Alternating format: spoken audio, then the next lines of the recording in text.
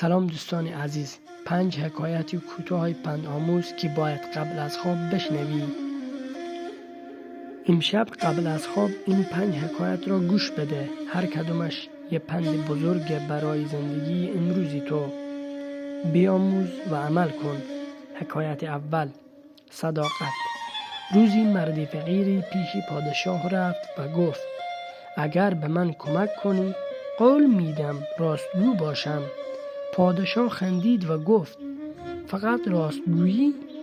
این که کاری نداره. مردی فقیر گفت: از همون لحظه که تصمیم گرفتم دروغ نگم دیگه هیچ گناهی نکردم، چون گناه با دروغ قشنگ میشه. نکته: راستگویی جلوی خیلی از گناهان رو میگیره. حکایت دوم، نیت خالص. مردی سالها نماز میخواند و روزه میگرفت، اما همیشه غمگین بود. یک روز از یک عالم پرسید: چرا دلم آروم نمیگیره؟ عالم گفت: چون عبادتت برای خدا نیست، برای تعریف مردمه. نیتت رو درست کن. نکته: هر کاری با نیت خالص آرامش میاره. حکایت سوم، مهربانی با مادر. جوانی مادر پیرش را به سختی نگهداری میکرد و خسته شده بود. شبی خواب دید که پیامبر صلی الله علیه وسلم به او گفت: هر قدمی که برای مادرت بر میداری نوری در قبرت روشن میکنه. از خواب که بیدار شد با عشق به مادرش خدمت کرد. نکته: بهشت زیر پای مادران است، نه فقط توی کتاب ها. حکایت چهارم، بخشش.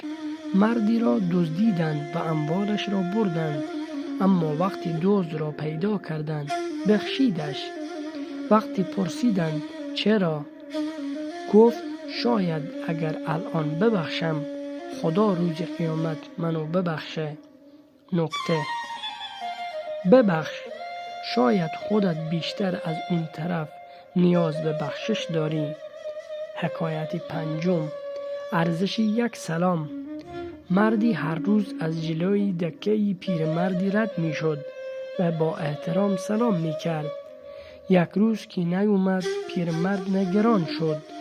وقتی پسر اون مرد بعد از چند روز اومد گفت: پدرم از دنیا رفته. پیرمرد با گریه گفت: پس دیگه کسی نیست که به من احترام بذاره.